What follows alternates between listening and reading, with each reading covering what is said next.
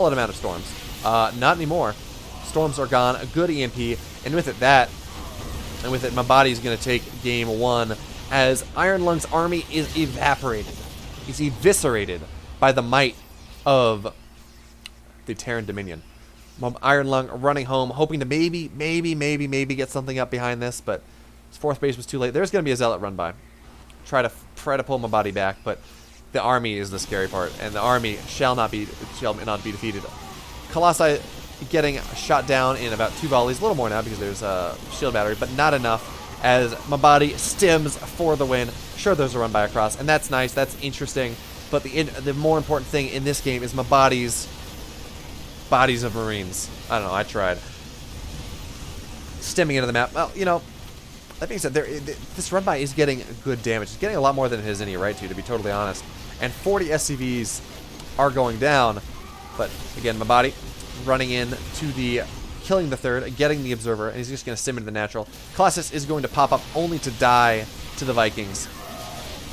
And, you know, this army looks to be unstoppable. Meanwhile, the run by of Iron Lung has been cleaned up. And now 130 army supply, 210. And there we have it. GG. Game 1 going to my body.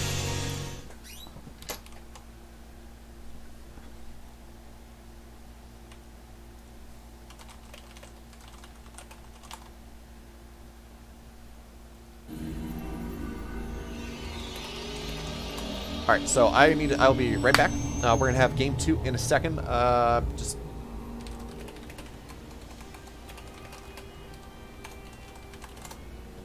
I'll be right back. Thanks for the follow, Kerrigan. Finally. You didn't do this a while ago. I am offended. Yeah, I'll be back.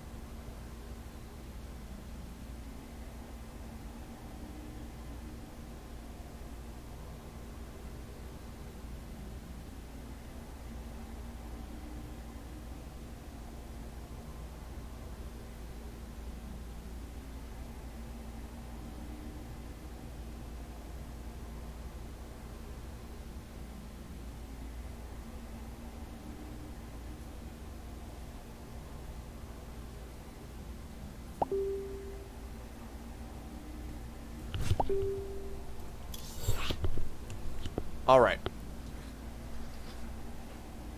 I'm back. We have a lobby. Game 2 is going to be on... Blizzard, please. Cox, please.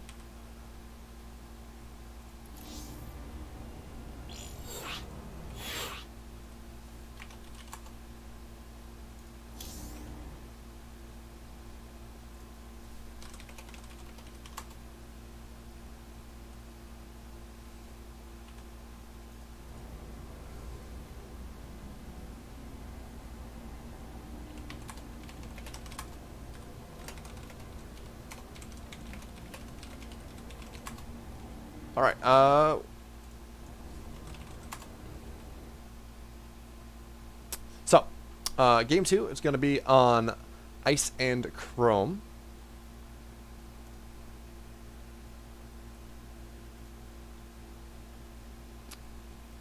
as we load into it. My body taking game 1. Iron Lung looking to take game 2, even the score.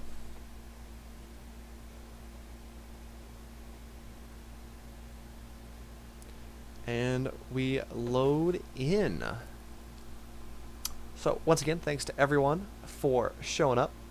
Thanks to everyone who's participating in this tournament too. I'm glad we had such high participation for the first time. And here we are. Spawning. In the bottom left, in the green, it is Team Yours, my body.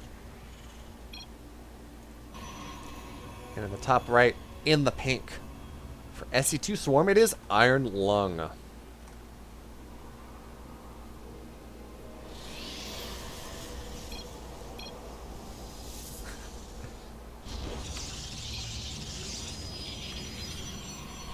And my body is apparently eating a lot of Mentos. I guess that's what's keeping him up, keeping him up. But anyway, we have a probe moving across the map. Although I think this was just a gate scout. What I will say though is actually, you know, I don't really know the gateway positions on this map, and I don't think, yeah, there's no Reaper wall.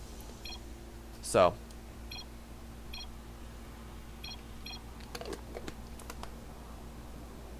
the banter is real. So probe going over, going to try to delay the barracks, not going to be successful. And okay, and the second probe taking a natural nexus. Say, hey, look, you know what? I think that I had a good build order last game. I think I had opportunities to win.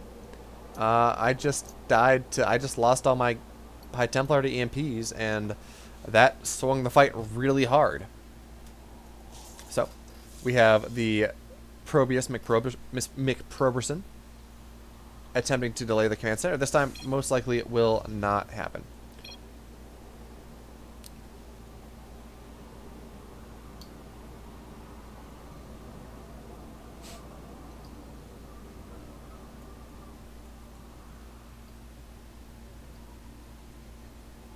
So we have Reaper moving across the map, saying, hey, look, I'm going to go scout. And we have the same build coming for Iron Lung here. Now, the Adept is not out in time, so the Reaper should be able to scout, but as he wastes his time getting a probe, that's actually probably the best case scenario for Iron Lung here, as preventing the scout is more important than losing, really more important than losing a probe, as the shuffle commences, as the Adept tries to block out back and forth.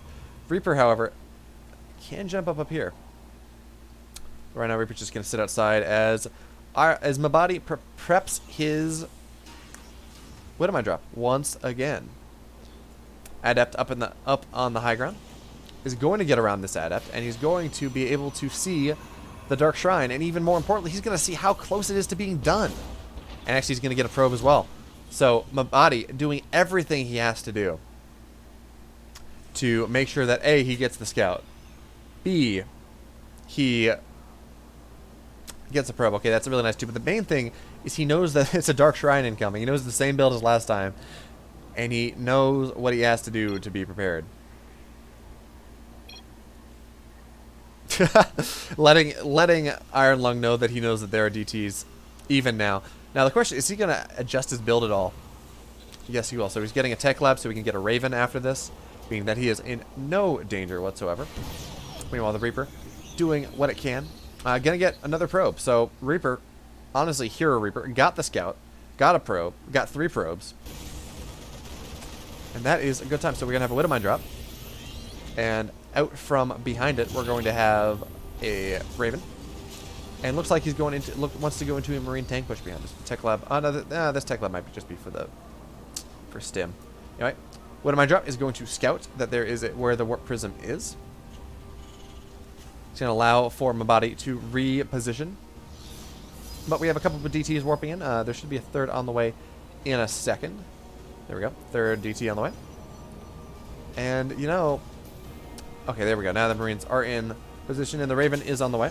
Meanwhile, on the other side of the map, we do have the Widowmine drop. Good pull from Iron Lung, only losing one probe as of yet. Drop in the main, also only going to kill one probe. Meanwhile, we do have the Dark Templar drop coming in. Alright, so 2 probes down, should be cleaned up. We have the Dark Templars into the main. What's the word? Missile turret is there, able to do something, but not going to be a lot. And the Warp Prism is going to get out. Warp Prism's going to go down, and that is massive, because not only did the Warp Prism go down as did last game, this time the Warp Prism lost 3 Dark Templar inside. If we look at resources lost here, that is significant.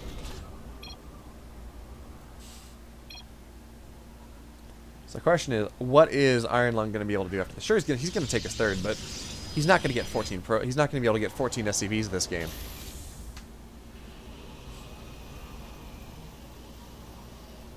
Yes, my blanket says it's not just rocket science. I got my undergrad degree in aerospace engineering, astronautics. I'm actually currently finishing up my master's in robotics and autonomous systems, and I'm starting my PhD in mechanical engineering with a focus in robotics this coming fall. But that blanket was from when I interned at Northrop Grumman. It was the Christmas present.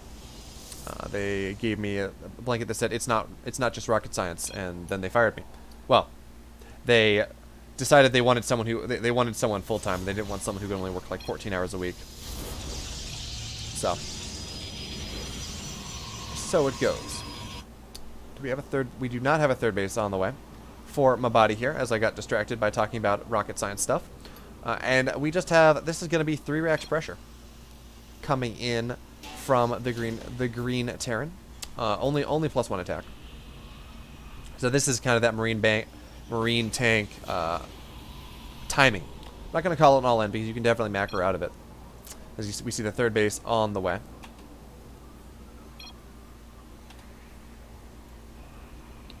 So Iron Lung sees this. He sees the Terran move out. Unfortunately for him, his tech is not nearly as advanced as it was last time the Terran did this, because again, it was about a minute later. So there is no splash damage. There are only 3 Immortals, and there are a decent amount of Marines in this army. And Immortals are mechanical units anyways, so they can be disabled now that tanks are going to siege up. Chargeless getting onto things, and the anti-armor missile is going to be massive here as Mabadi stims forward, stims in, Immortals going down, Stalkers going down, everything else going down. And honestly, this may just be it by itself. There we have it. GG. Mabadi taking it 2-0. As the children have said, my mind's telling me no, but my body is telling me yes. All right. Let's check the bracket. Where are we on to next? We have Mabadi versus Iron Lung. Or sorry, that just happened. So Mabadi versus Vespasian.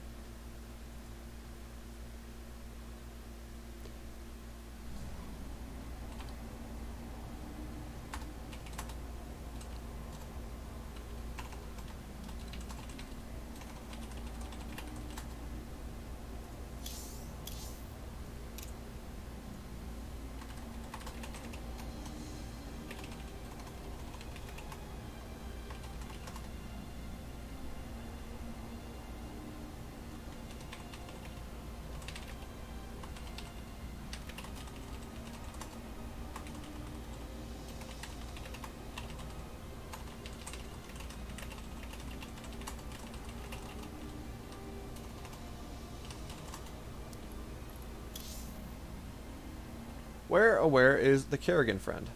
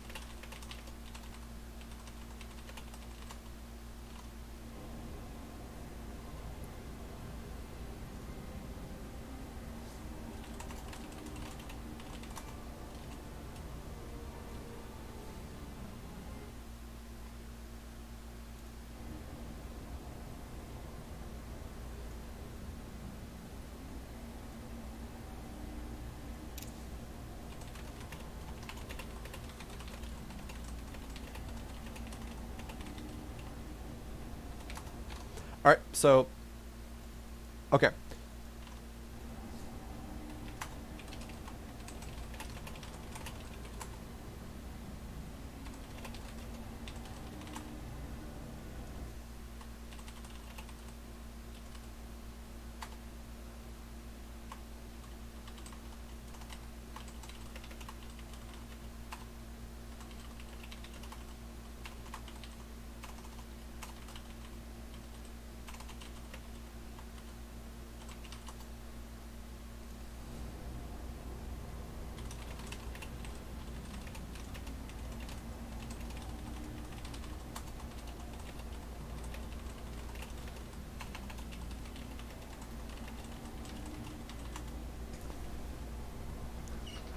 Oh, and I.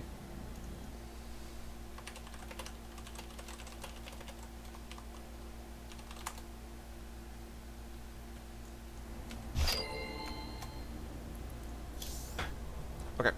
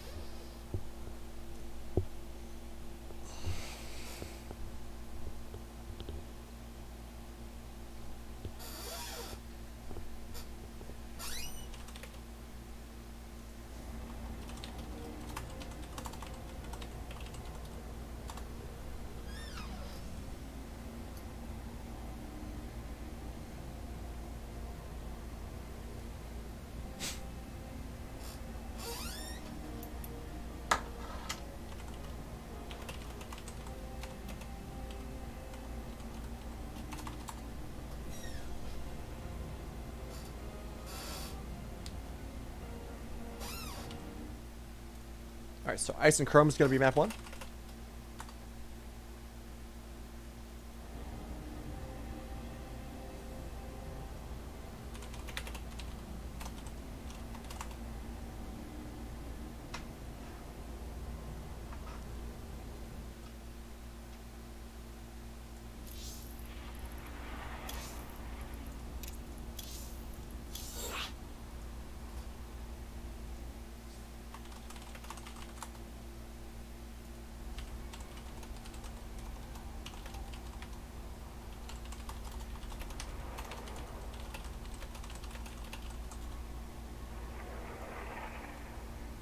Okay, so we got a map. We've got a map order.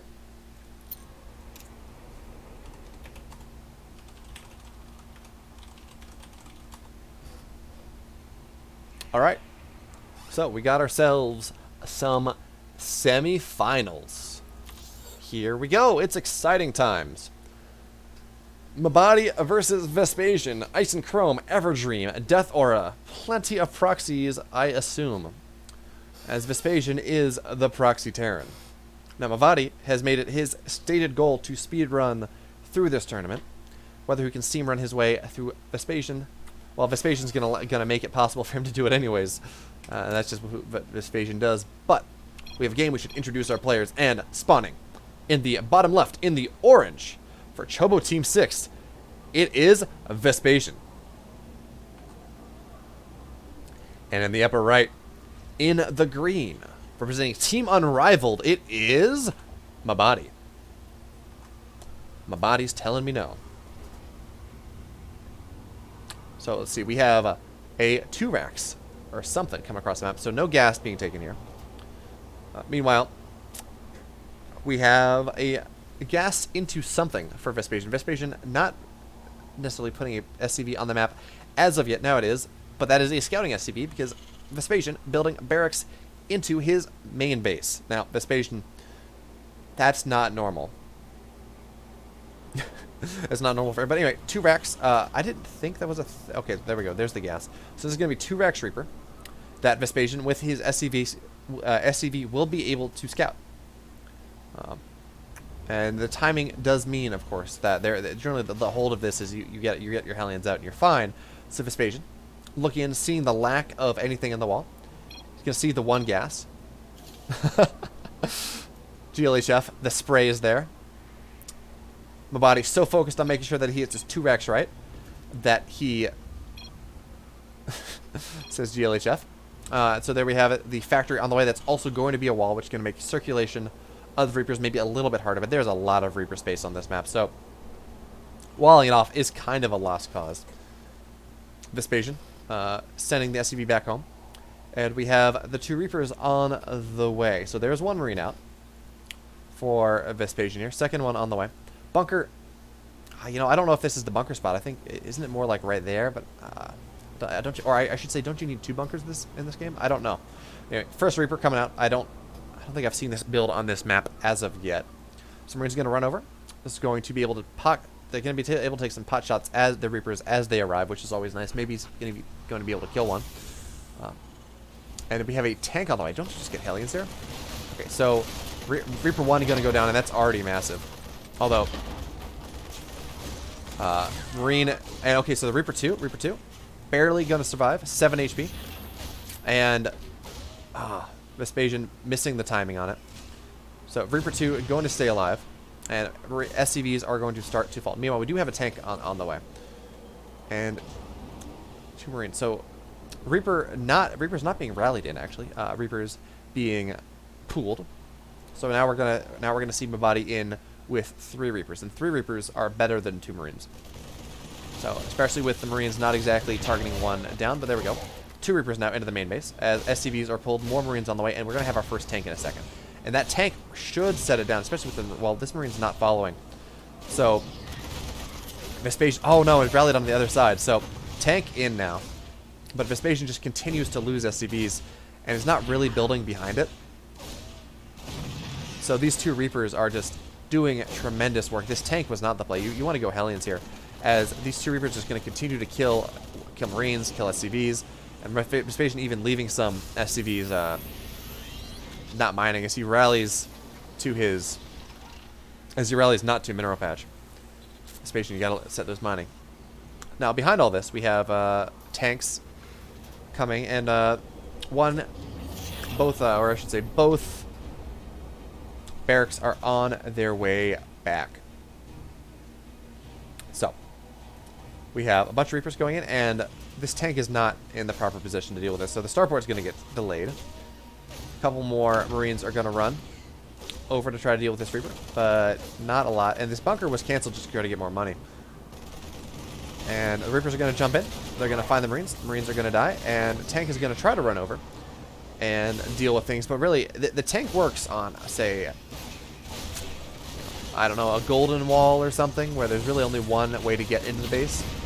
But going for tanks here when you really can't cover all the Reaper entrances means that, sure, okay, the Reapers are going to go die, but it's 27 versus 12, and I would not blame Vespasian in the slightest if he just tapped out of this game. But Vespasian, ever the indomitable will, is going to, I guess, try to see if he can do the same amount of damage that Mabadi did to him. Because Vespasian's saying, my body's hurting. My body's hurting real bad. At least the bodies of my Marines that I have lost. So we have 1 tank sieging up, 2 Marines and a tank moving across the map to go along with this Starport. As the starport inches its way, sorry, to go with this Liberator, as Vespasian is going to go try to see if he can get some damage done, and he is double-ish the army supply, but the longer this goes, the less he's going to be able to do that. And Vespasian has kind of pseudo-cut at worker production, just to be able to afford to getting all of this out. Actually, he's going to bring a couple SCVs with it too, which means that 16, it's only got 12 on minerals here, which is, again, catastrophic. Now, Cyclones are going to see the Liberator, and they're going to kill the Liberator, and I think with that, this push has got to be done, right? There's only one tank, and their Cyclone locking... Oh, no, he lost the lock-on. That's unfortunate, but the Banshee's going to kill the tank. And there we have it. GG, game 1 going to Mabadi. Off of some Proxy Reaper shenaniganry.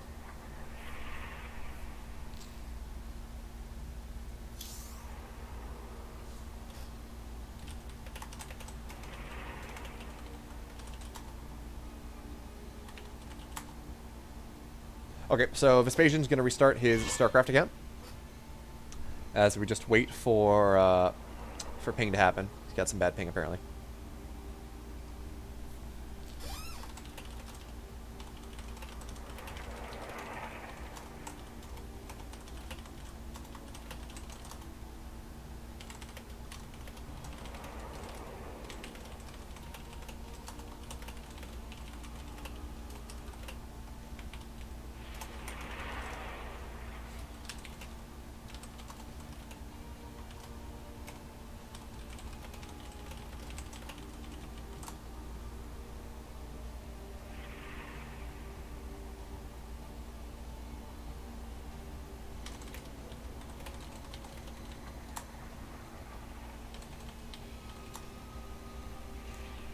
So we're just going to wait for Vespasian to come back. There we go. Vespasian back in the game. We're going to add him to the party, and we're going to go on to map 2, which is going to be Everdream.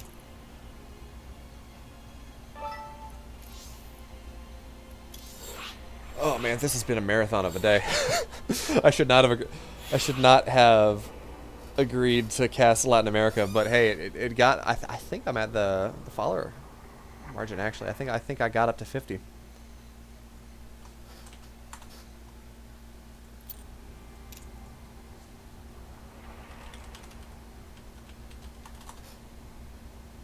I did it.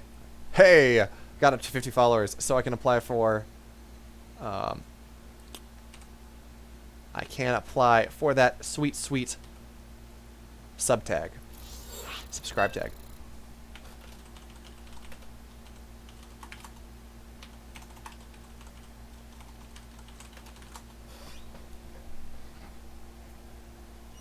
All right, we're loading into map 2, Everdream, Mabadi versus Vespasian. Vespasian dealing with that Proxy Reaper maybe a little less skillfully than he would have liked, but apparently he was dealing with some packet loss issues, which makes that always difficult, especially early game stuff like that. But we have a game, and in a second, we're going to load into it.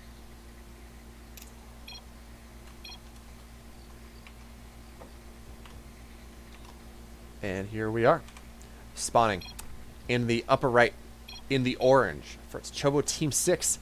It is Vespasian. And in the bottom left, in the red, choosing to build his units on this side of the map this time, it will be Mabadi.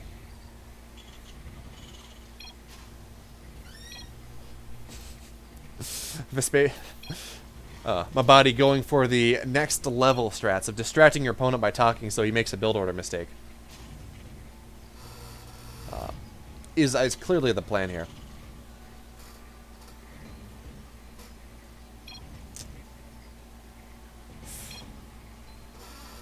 So let's see.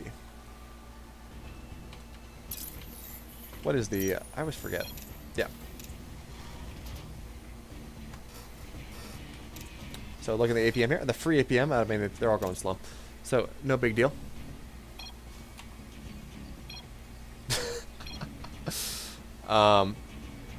So just spam the Galaxy Brain play here is you fill up the chat screen so the player cannot micro. Vespasian going for the gas blocks is, look, you know what? I really don't like what you did last game. Use some of that APM, he says. Maybe don't waste your time chatting. You know, there is verbal banter, there's physical banter, and then there's metaphysical banter. And this Vespasian surpasses all of that. This is metaverbal, metaphysical banter. It is banter about the possibility of verbal banter and physical banter. Vespasian taking the next level plays and building a proxy factory behind everything with Reactor and Reapers up behind this. It looks like this is maybe a tank push. I don't know, maybe proxy aliens. I really am not up to date with Vespasian's build and trying to compare what he does to what anyone else does is pretty useless. Because again, his builds are his own, and he's been doing them for the last like 7 to 10 years, and they're just, it's like staring too deep into the darkness. It's not worth it. It's not worth your sanity. So we have 2 Reapers moving across the map, as Mabadi looks to put some pressure of his own on, and this is going to be proxy starport for Vespasian behind this. So this is going to be some sort of Tank Liberator, maybe Cyclone Liberator type shenaniganry. Mabadi checking for proxies in more conservative positions. As the 2 Reapers move across, 3 Marines, actually 4 Marines, soon to be 6 Marines, in position to shoot down the Reaper. Make sure that there is in fact no scouting available. Mabadi cycling around to the other side, making sure, maybe I can get in here. No, you can't. There are 4 Marines there. You will die. But he does see the lack of natural. And while, sure, Vespasian could have built it on the high ground, that's not really the meta right now. So, most likely, not all that likely. And this is actually going to be tank drops. So, Marines moving across the map, going to intercept the Reapers. Reapers are going to actually delay these fairly significantly, especially the... Okay, so he's going to get 1. Going to get 2. And now the Hellion is not going to be able to do... Every time the Hellion looks for a shot, it's going to tank a lot more. Now we have the tank on the way. Second tank on the way, medevac as well. So this is, and a Liberator behind this. This is actually going to be a fairly devastating push. So, sure, the Marines are going down here, but so is all of Mabadi's map control. And Vespasian in control here, looking to siege up the natural, able to siege up the ramp of Mabadi. That Marine going down. But the Banshee, the smart play, and actually he just needs to pick up this tank and wait. So tank's going to get picked up, waiting for some anti-air. And we do have a Liberator on the way, but there's going to have to be a Viking behind this. And now it's time for some fancy Immortal drops. Or something like that. Marines being rallied in. Perhaps not the best play. And, Vespasian loses his second tank. This this Banshee play is actually perhaps the best possible thing that Mabadi could have gone for in this game in order to deal with the one-base shenanigans of Vespasian. Actually, this one Banshee is forcing Vespasian's entire army to go home. Now, Liberator's nice.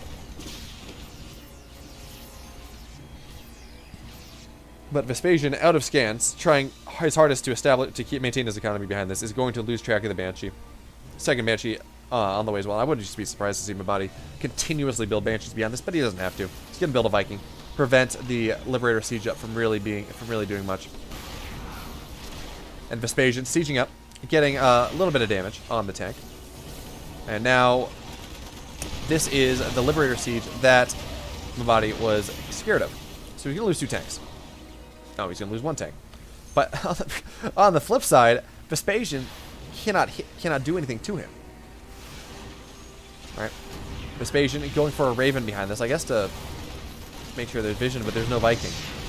And I think this is... I don't know how I don't think Vespasian wins the game with this. He's down 20 workers. He is even in army supply, but just these Vikings are doing enough. Tank trying to get some SCV kills, but that doesn't matter. And meanwhile, on the other side of the map, this Banshee reigns unopposed. Vespasian unable to complete some more barracks. There we have it. GG, well played. Well played. Mabadi taking it 2-0. Getting perhaps some of the perfect build order options here. I guess that's what happens when you when your games are streamed.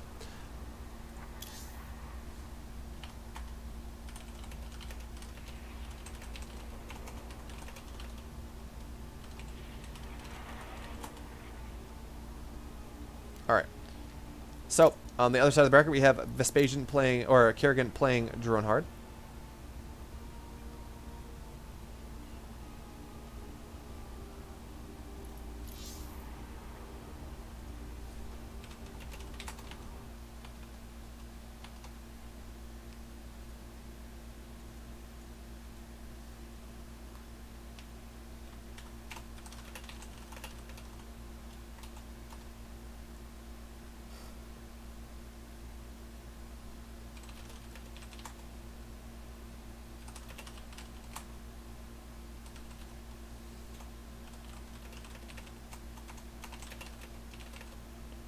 Alright, so we're going to try to get into Kerrigan versus Dronehard. Kerrigan actually taking game 1, which is a massive upset.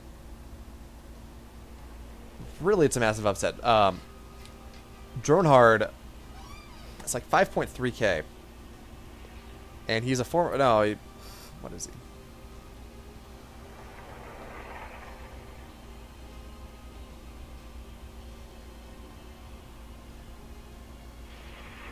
The former GM, definitely, is 5.4k. Alright, he's he didn't make it into GM, but he is in contenders if we want to go take a look at that.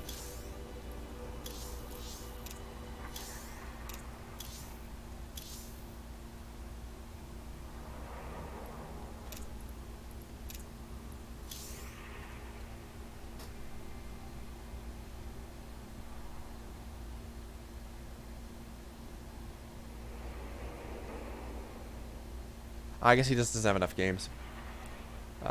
Because he's not showing it necessarily showing in 1v1 contender. But he definitely has the MMR for it.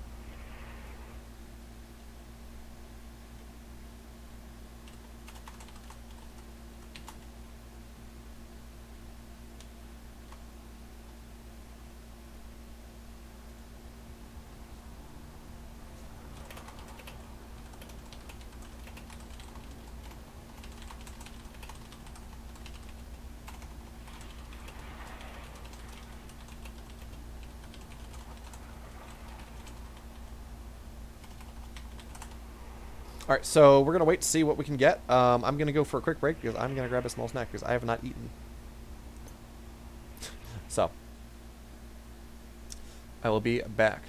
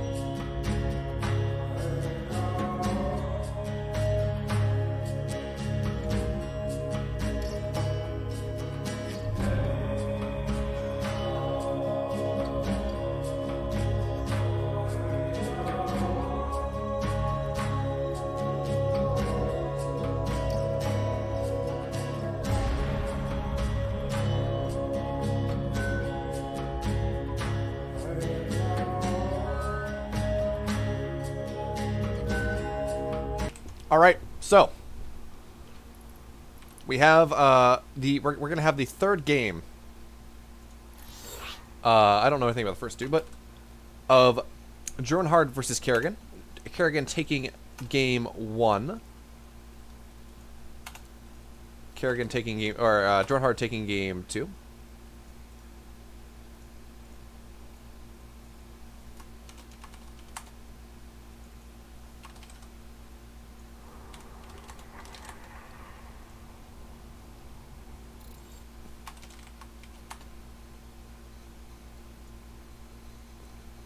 All right.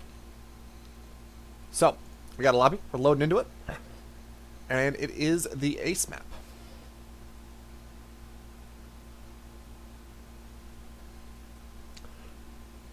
And so, again, Kerrigan not exactly favored here in this matchup. It's about a 600 MMR difference. Kerrigan's like 4,400. Actually, it's about 1,000 MMR difference, but he's got a good Ling Bane micro. But we'll talk about that in a second, because introducing our players. Spawning in the bottom left, in the red, presenting himself and himself alone, it is Dronehard. And in the upper right, in the purple, for Jamit Gaming, it is Kerrigan.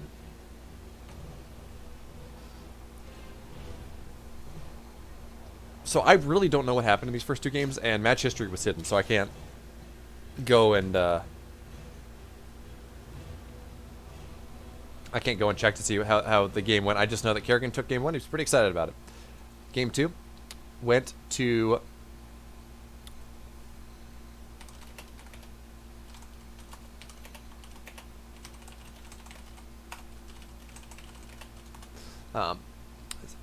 I just know he's very excited about it, but I know game 2 went the other way, and I think game 2 was a little bit longer than game 1. Not totally sure. Or again, I can't look at match history, so. See lo mismo. Kerrigan, Dronehard, both going for 16 hatch. Again, their build orders are just about mirrored. Kerrigan with a little bit of a faster gas, slightly slower spawning pool, ever so slightly, but it's okay. Because honestly, that if that's the kind of thing.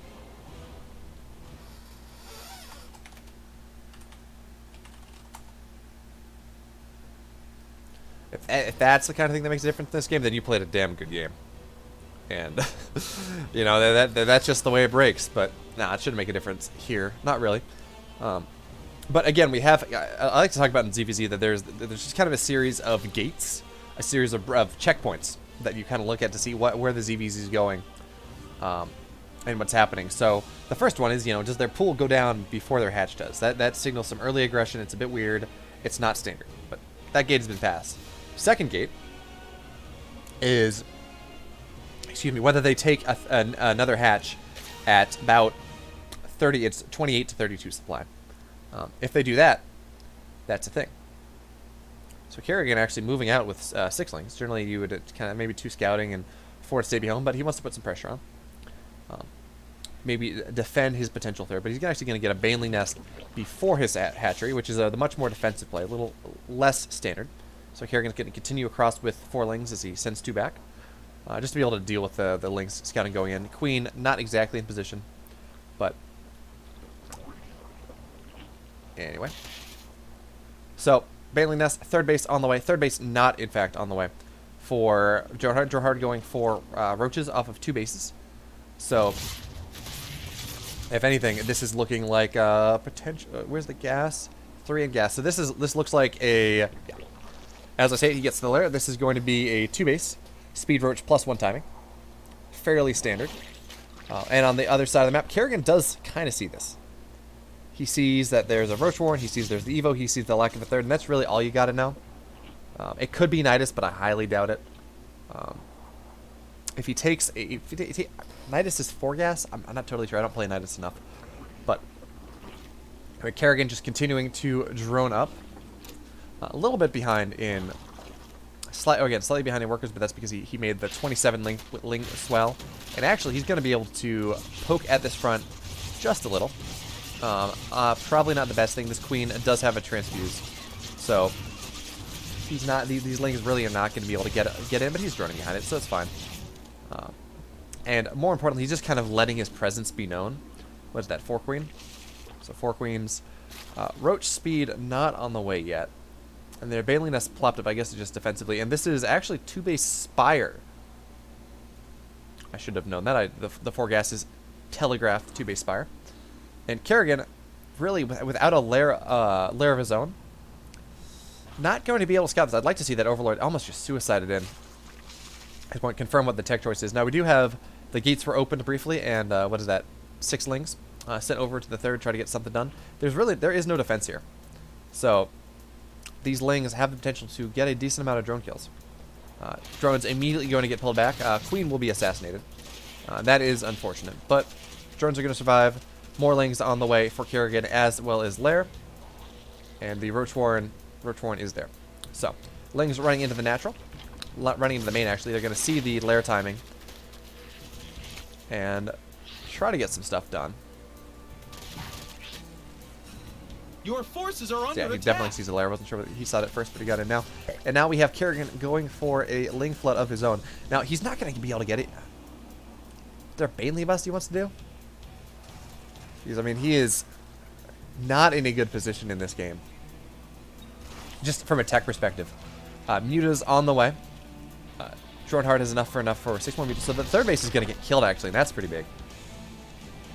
But these Mutas are the big story here.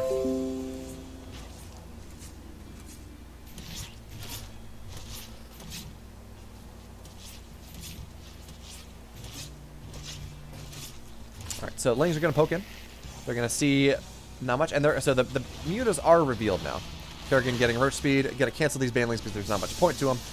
And just get some spores behind everything. And it really... Okay, there we go. That's the response. You don't build Hydras against Mutas. You build a bunch of Queens.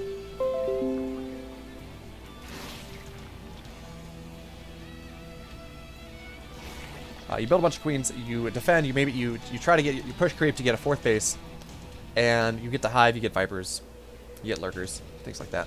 Now Roaches are going to defend while Zerglings go on the counterattack. Queens all in a nice position. Now the big thing here is there's creep circulation between the natural and the 3rd, so that's going to be difficult. Zerglings running in, they're going to try to defend this 3rd, but that doesn't really matter because the Zerglings aren't going to go that way. 3 Banelings there look to defend. And the Zerglings just shark around. Now we do have a Nidus Swarm from Kerrigan here, as that is a play that one can do. Droneheart does not really have the production to defend his 3rd base. Sure, he has a lot of Mutas. He has 11 Mutas, more continuously in production. But the Queens are going to be able to deal with that on their own. And the one difference, though, the one issue though, is Kerrigan. He's floating so much money. This should be just a lot of Roaches. And I don't know what he's waiting for. He has 13 larvae. But the Nidus is going to go down outside of the 3rd base of our red Zerg. So Kerrigan builds a bunch more. Oh, he's heavily supply blocked. Jeez, that's unfortunate. Anyway, the Lings do not see the Nidus. Okay, they do now. But the Nidus is almost done, and the Queens should be the first out. Okay, but the Nidus... Ah, that's the worst of all worlds. Only 3 Queens are going out. Transfuse is not happening. And, oh man, Kerrigan not in a good spot in this game after that. But really, not in a good spot. Not in a good spot just because he just took the supply blocks. And that, more than anything, is the issue. Because he comes out, he has a bunch of Roaches, maybe he can push across, but he had to put it further back. The Nidus has to go here. It's too easy to scout as close as it was. Second Nidus going down. But, Droneheart, scouring the map, trying to find exactly where things are. He is not going to see the, he will not see the Nidus, so that's nice. There'll be a bunch of Roaches coming out, but the Zergling counterattack is just going to eviscerate this 3rd. Gonna probably take it out, to be totally honest.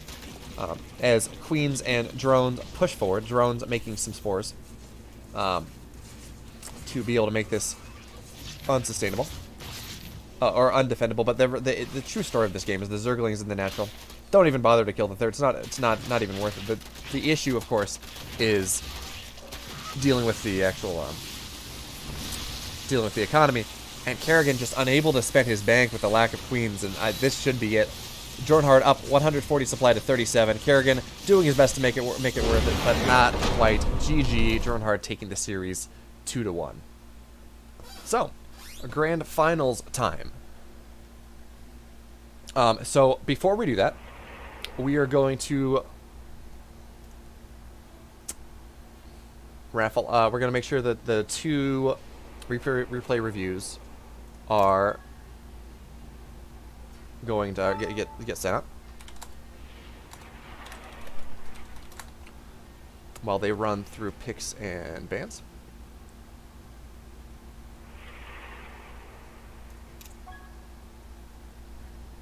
All right, so to get a list of all signed up people, list of the participants, or I should say, let's just do a random number generator.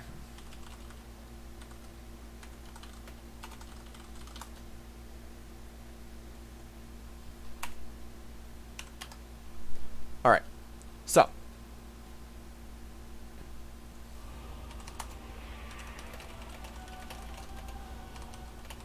just making sure they do their pick bands as appropriate. Running the random number generator. The first winner of the replay review is going to be Tihan.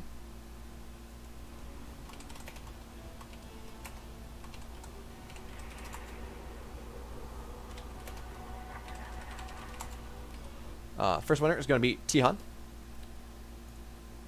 As I make sure to ping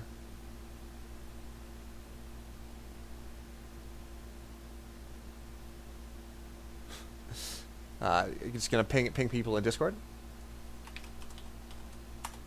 And the second winner of the replay review is going to be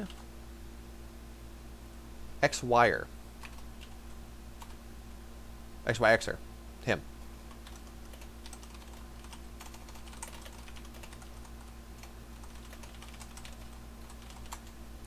Alright, congratulations to them both. And now, on to the finals. Let me get this set up. This will be a best of 5. It's going to be a TVZ.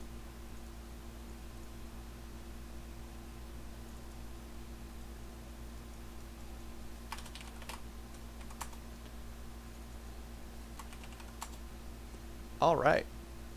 Applying the format. We're going to figure out what they are doing picks and bans at the moment.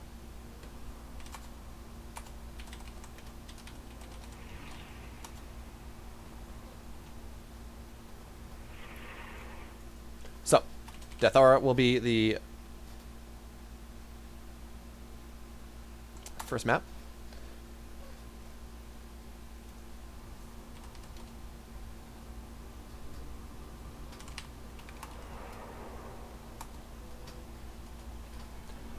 I apologize for this, but I have not eaten since noon.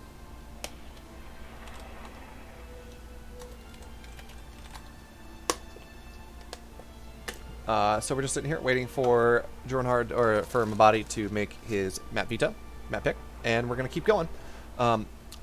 Vetoing Submarine and Golden Wall.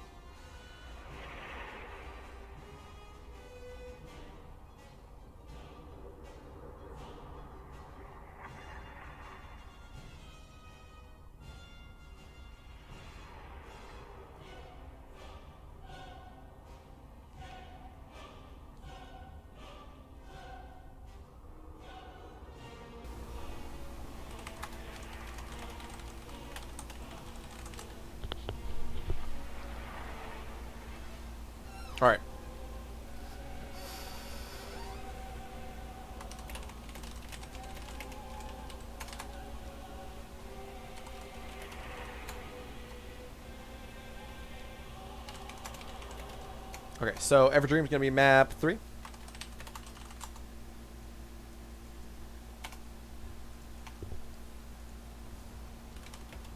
Eternal Empire, which means Pillars is going to be our ace map should we get there.